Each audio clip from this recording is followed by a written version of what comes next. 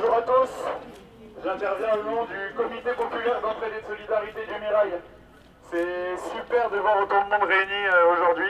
La démolition de Messager s'inscrit dans le cadre du plan de destruction du quartier du Mirail et qui concerne tant d'autres quartiers populaires de notre pays et face auquel nous avons développé un contre-projet démocratique portant la rénovation. Messager, comme Vindy, comme Gluck, ce n'est pas seulement du métal et du béton.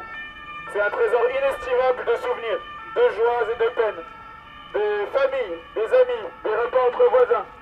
C'est l'architecture Candilis qui offre des appartements spacieux et bien organisés pour un prix abordable pour des travailleurs. Je le dis car c'est la classe ouvrière, celle qui bâtit tout et qui ne possède rien, qui a construit de ses mains ces immeubles. C'est elle qui extrait le calcaire et l'argile pour fabriquer le ciment. C'est elle qui le façonne pour monter étage par étage ces grandes tours. Et aujourd'hui, ce sont eux, leurs enfants et leurs petits-enfants qui peuplent ce quartier et qu'on expulse petit à petit. On détruit pour reconstruire plus petit et plus cher, pour changer les têtes, comme certains ont pu dire. Moi je suis là au nom du comité populaire d'entraide et de solidarité. On est un comité d'habitants du quartier qui luttons pour notre dignité de manière générale et pour résoudre tous les problèmes qui concernent notre quartier. Que ce soit des luttes pour faire réparer les ascenseurs, contre les problèmes de chauffage qui peuvent se retrouver, qui se retrouvent malheureusement, qui sont endémiques au quartier populaire, mais aussi contre le projet de démolition plus globale du quartier, qui est un projet national qui concerne plus de 1400 quartiers populaires partout en France. Sous l'égide de l'ANRU, l'Agence nationale de la rénovation urbaine, et qui vise à démolir pour reconstruire plus petit et plus cher. Le 31 octobre 2025, nous avons été expulsés, les 3 derniers propriétaires, comme des malpropres par Toulouse Métropole, alors qu'en 2017, 2018, 2019, 2020, ils nous ont laissé vivre dans des conditions pitoyables avec des personnes qui venaient vandaliser le bâtiment. Là, aujourd'hui, nous voyons que, vu qu'ils ont installé une affiche parce qu'ils ont mis de la cynosurveillance pour un bâtiment vide, ces bâtiments doivent être réhabilités et non démolis parce qu'on est en train de perdre 200, si on Messager, 260 logements de valeur qui, en réhabilitant les façades, pourraient accueillir facilement 260 familles qui dorment dans des hôtels dans des conditions indignes, qui dorment dans leurs voitures ou qui dorment sur les trottoirs. Des familles qui sont hébergées dans des écoles, faute de mieux, parce qu'on ne leur propose rien, puisqu'il n'y a plus de logement de disponible. Comment est-ce possible de laisser des centaines de milliers de sans-abri crever la gueule ouverte dans le grand froid, alors même que plus de 3 millions de logements sont vides en France? Parce que pour maintenir ses profits, la bourgeoisie française, ses promoteurs, ses spéculateurs immobiliers doivent entretenir une certaine rareté dans la construction de logements. Elle se permet par-dessus le marché d'entretenir un climat de peur à travers ces médias racistes en nous présentant, nous, habitants des quartiers populaires, comme des sauvages vivant dans des zones de non-droit. Non contente de démolir les bâtiments, la bourgeoisie nous déploie sa police qui semble omniprésente et au-dessus des lois. Elle gaze impunément le marché du ramadan sur la place à Bâle. Elle multiplie les contrôles au faciès, les intimidations, les menaces. Cela amène à des morts tragiques, comme Bilal, le 24 janvier dernier à Bagatelle. Alors que faire? La seule réponse possible, s'organiser et lutter. Les comités populaires d'entraide et de solidarité sont nés avec cette volonté. S'organiser entre habitants au service de la classe ouvrière. Seul le peuple sauve le peuple. C'est à nous de prendre nos affaires en main. Que cela soit pour répondre aux pannes d'ascenseurs, lutter contre les démolitions et réclamer la rénovation, ou animer la vie de notre quartier. Il n'y a pas eu de réelle consultation des habitants. Même la commission, le commissaire enquêteur qui a été chargé de s'assurer de ça auprès de l'État, et il s'est rendu compte dans son rapport, il l'a dit, que la consultation des habitants elle a été complètement insuffisante. Et face à ça, nous, du coup, on a décidé de recueillir vraiment les avis à travers des porte-à-porte et des ateliers populaires d'urbanisme qu'on a organisés. On en a organisé 3. L'idée, c'était de décider tous ensemble de l'avenir de notre quartier, de quels immeubles ne pas démolir, en fait tous, les conserver, mais surtout quelle rénovation, etc. La rénovation, c'est moins cher, plus écologique, et ça présente tous les avantages de conserver des logements qui sont spacieux, qui sont l'architecture Candilis, qui est un architecte qui est étudié jusqu'en Colombie, dans le monde entier, c'est un architecte très réputé, et on démolit toute son œuvre.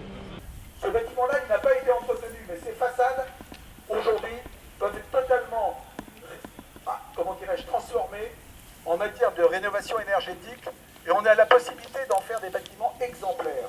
Vous connaissez l'immeuble Cambert qui est en face. L'immeuble Cambert, il faisait partie du projet de démolition. Et nous avons mené bataille contre les démolitions auprès du commissaire enquêteur. Le commissaire enquêteur a émis un avis négatif, une réserve, demandant à ce qu'on ne touche pas ni l'immeuble Gluck, ni l'immeuble Cambert. Cet immeuble Cambert, il a été réhabilité et aujourd'hui, il a été exclu de la démolition. Mais ce bâtiment ici, devant lequel nous nous trouvons, a exactement les mêmes qualités que le bâtiment Cambert. Et comme nous voulons le préserver, nous demandons à ce qu'il y ait un débat. Et nous demandons pour que ce débat soit serein. Et c'est pour cela que nous sommes présents aujourd'hui. Qu'il y ait un moratoire jusqu'aux élections municipales. Pour que ce débat ait lieu en toute sérénité. On ne peut pas d'un côté détruire des bâtiments de cette qualité et de l'autre côté laisser des gens à la rue. Parce que des familles vivent aujourd'hui à la rue. Et c'est pour cette raison-là qu'on est obligé de se mobiliser pour les réquisitions. Alors oui, comme mon collègue l'a dit juste auparavant, oui aux réquisitions, non aux démolitions. Pour maintenir les loyers hauts, de plus en plus hauts, on le sait tous, je pense, on paye de plus en plus cher quand même. Il y a besoin d'entretenir une rareté sur les logements, et en particulier sur les logements sociaux. Et relié aux promoteurs immobiliers, dont eux c'est entièrement leur fonds de commerce, Il y a cette question-là. Il y a une question aussi plus politique, entre guillemets, qui est la vraie volonté de changer les têtes des habitants du quartier, sous couvert de créer une mixité sociale, etc. En fait, il n'en est rien, Comme on pouvait en parler avec les habitants, c'est un prétexte de gentrification. Les arguments utilisés par Gaëtan Cognard ou Jean-Luc Moudingue de lutte contre la question du trafic, etc. sont de faux arguments. Le processus, c'est véritablement celui de la gentrification. Et quand on parle de mixité également, c'est une aberration. Quel est le quartier de Toulouse le moins mixte? La Côte Pavée. C'est la Côte Pavée. Si vous regardez les indices sociologiques, les vrais ghettos dont on parle, ce qu'on appelle les clubs, c'est les clubs de riches dans les quartiers centre-ville. Et ça, aucun projet de mixité pour permettre à des gens d'habiter à la Côte Pavée de tous milieux sociaux. Donc en fait, tout ça est une gigantesque arnaque et c'est de la destruction de liens sociaux à travers la destruction du bâti. Et la mixité sociale, en fait, est juste un argumentaire qui leur a permis de pouvoir cibler des quartiers populaires, cibler des logements pour récupérer du foncier. Parce que là, on est sur juste une opération de spéculation immobilière pour virer les immeubles HLM et y mettre des immeubles privatifs avec 2-3 logements sociaux pour pouvoir bénéficier de subventions pour les aider à construire ces nouveaux logements. Donc là, on est en plein dans ce que le capitalisme amène de plus moche, c'est virer des gens pour permettre à des personnes de faire de l'argent sur le dos des pauvres et faire venir une nouvelle population pensant que les êtres humains sont des pions. Donc on va raser un bâtiment, on va construire un nouveau bâtiment et les pions vont se déplacer et vont venir s'installer parce qu'on a construit de nouveaux bâtiments. Mais malheureusement, cette expérience dans beaucoup de quartiers n'a pas abouti puisque, ne serait-ce que sur Bellefontaine, les nouveaux logements qui ont été construits sont habités par les enfants des personnes qui vivaient dans les logements qui ont été démolis. Donc les logements qui voulaient vendre en copropriété n'ont jamais trouvé preneur. Et on est sur ce même système à la Rennerie, parce que ce sont des gens qui ne voient dans la récupération du foncier que de l'argent à se faire, et pas pour le bien des habitants, mais pour le bien de leur poche. Voici concrètement ce qui se passe. Et il y a un véritable scandale en ce moment sur le quartier, c'est le chauffage. Là, en plein hiver, les logements ne sont pas chauffés. Les personnes souffrent du froid, payent ses charges, mais en contrepartie, ils n'ont pas des services. Donc ça a un nom au niveau de la loi, ça s'appelle du détournement d'argent.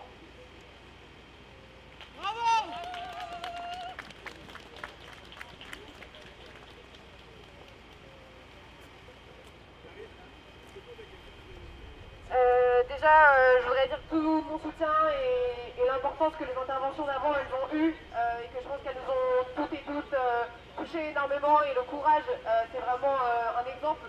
Je pense qu'aujourd'hui c'est très très important d'être là et vous voyez en fait la symbolique qu'il y a juste à côté de nous avec cette grue, avec le bruit des travaux qu'on entend derrière, etc. La destruction de ces logements, c'est une politique générale, comme vous l'avez dit, de gentrification, de donner le quartier à des bailleurs en fait, qui veulent se faire de plus en plus d'argent, d'exclure les personnes des quartiers comme du Mirail en dehors de Toulouse pour faire venir en fait, des personnes plus riches à l'intérieur de ce genre de quartier. Et pour nous, c'est une politique qui est éminemment excluante, précarisante et qui est absolument intolérable. Et on refuse cette gentrification-là d'un quartier historique comme celui du Grand Mirail. En même temps, on voit aussi que dans le Mirail, il y a la destruction des services publics, il y a des mairies de quartier qui sont fermées, il y a des bibliothèques qu'ils tentent de faire fermer. Et pour ça, c'est une politique générale qui en fait est excluante et précarisante, comme je le disais. Moi, j'étais il y a quelques jours encore dans une école à côté du Mirail où il y a une famille qui s'est battue parce qu'elle était à la rue avec des enfants de quelques années seulement qui dormaient dans les halls des bâtiments. Et cette famille, j'aimerais le dire aujourd'hui, elle revendiquait haut et fort, elle a gagné, ils ont été relogés. Et c'est un exemple qui montre que tout ce qu'on va obtenir sur la question des logements, c'est en se mobilisant avec les professeurs, avec les familles, avec les habitants, par la mobilisation, par en bas, et pas en comptant sur des bailleurs, sur des maires ou je ne sais quoi. Ça c'est très important parce qu'il faut faire le tour de toutes les écoles, de tous les quartiers, de tous les bâtiments, parce qu'il y a encore 350 enfants à la rue aujourd'hui. Il y a des sans-abri qui sont en train de mourir dans la rue aujourd'hui. Il y a des étudiants, notamment dans la fac du Mirail, juste à côté d'ici, qui n'ont pas de logement, qui dorment dans le froid, qui mangent dans le froid, qui vivent dans le froid, dans des passoires thermiques. Il y a 3 sur 4 étudiants qui font des demandes de logement crous et qui n'en ont pas à Toulouse. C'est absolument indécent. Il faut la rénovation de tous les logements, de toutes les passoires thermiques. Il faut la réquisition de tous les logements vides urgemment. Et il faut surtout un plan de construction d'habitation très important au Mirail pour les étudiants. Et surtout, je tiens à dire encore une fois, parce que la destruction des services publics, la destruction des bâtiments, c'est toujours les personnes exclues de la population, du quartier, du centre-ville, etc. Et notamment les personnes sans papier. Car quand on détruit le milieu associatif, les services publics, les premières personnes qui sont exclues des logements sociaux, ce sont les personnes sans papier. Les premières personnes qu'on veut faire payer, ce sont les personnes sans papier. Et à côté, nous, à la fac, on a une organisation d'extrême droite qui s'appelle la Cocarde, qui fait aujourd'hui une campagne pour les élections du Crous et qui dit qu'il y a une préférence étrangère. Ce sont des mensonges. Aujourd'hui, quand tu es un étudiant et que tu n'es pas français, tu galères, tu payes plus cher la fac, tu n'as pas de logement Crous, tu n'as pas les mêmes droits. Tout ça, ce sont des politiques de division. Il va falloir qu'on fasse une lutte d'ampleur pour la question des logements. Et c'est une question qui, j'ai l'impression, prend de plus en plus d'ampleur et c'est important aujourd'hui d'être là et demain d'être encore plus nombreux. Réquisition, la démolition, réquisition, la démolition, réquisition, la démolition. L'idée, c'est de faire stopper les démolitions au moins jusqu'aux élections pour rediscuter de cette question-là après. Et également pour 3 des bâtiments que sont Messager, donc celui-ci, Poulenc et le bâtiment juste derrière et le Tintoret, un autre bâtiment à Bellefontaine. On prévoit d'envoyer un courrier, de réenvoyer encore un courrier en fait auprès de la DRAC, la Direction Régionale des Affaires Culturelles, qui peut patrimonialiser. Et c'est important parce que Candilis, c'est un architecte très réputé, il a quand même gagné face à Le Corbusier le projet de faire le Mirail, c'est pas n'importe qui. Et pourtant, aucun de ces immeubles n'est classé patrimoine. Et alors que nous, on considère que ça pourrait l'être complètement. C'est ça qu'on défend, par la lutte aussi, par les rassemblements, en mobilisant aussi les habitants, que ce soit pas juste un truc d'expert, entre guillemets, quoi. Moi, je suis pas du tout expert, je travaille dans une école primaire dans le quartier, alors je suis pas architecte, on va dire, mais ça tient à cœur et ça peut empêcher les démolitions en fait. Gluck, un bâtiment qui a été démoli juste là-bas, au printemps dernier, il a été démoli en toute illégalité. On vient d'apprendre qu'en fait, il y a eu un avis défavorable qui a été porté sur la démolition. Et malgré tout, ça a été expédié comme ça. Et donc là, ils cherchent à reloger les gens au plus vite, parfois en bafouant leurs droits. Parce qu'il existe des droits sur le relogement, on ne peut pas juste vous sortir d'un immeuble et vous dire maintenant vous allez habiter là-bas. Il y a des gens qui se sont retrouvés complètement enfermés chez eux pendant un week-end entier par exemple. Il y a aussi une personne qui était partie faire ses courses, qui est revenue et qui a vu une plaque soudée à sa porte, qui n'a pas pu rentrer chez elle. Ça s'est fait un peu, c'est violent. La lutte doit s'élargir, il doit y avoir un débat public sur ces questions-là et que si on se mobilise vraiment, tous ensemble, on doit pouvoir gagner. On soutient et on suit des projets de démolition de ces immeubles exceptionnels. Moi j'habite dans le quartier avec plusieurs des camarades et des gens qui sont ici. Pour les gens qui habitent et qui voient le développement qu'il y a, on est en train de voir qu'il y a un réseau d'habitants qui est en train de se créer vraiment partout avec le CPES, avec les autres collectifs pour lutter. Qui ne sont pas forcément là aujourd'hui parce qu'ils ne veulent pas montrer leur tête. Parce qu'ils habitent dans le quartier, forcément ils louent des appartements, etc. Mais sachez qu'il y a ce réseau qui est en train de se développer de plus en plus. Que ce réseau il est de plus en plus déterminé, qu'il y a de plus en plus d'actions, que c'est même maintenant des habitants qui arrivent, qui demandent au CPS d'organiser des actions combatives. C'est un quartier très, très fort où les gens ils ont forgé de vrais liens. On a pu le voir là dans les prises de parole des anciens habitants de Messager. Il y avait des anciens habitants aussi de Gluck qui ont pris la parole. C'est des familles, c'est des souvenirs, c'est des choses immatérielles entre guillemets, mais qu'on détruit tout ça. C'est des choses qu'on ne voit pas forcément, mais qui sont très importantes. Et c'est pour ça que ça tient à cœur l'identité du quartier.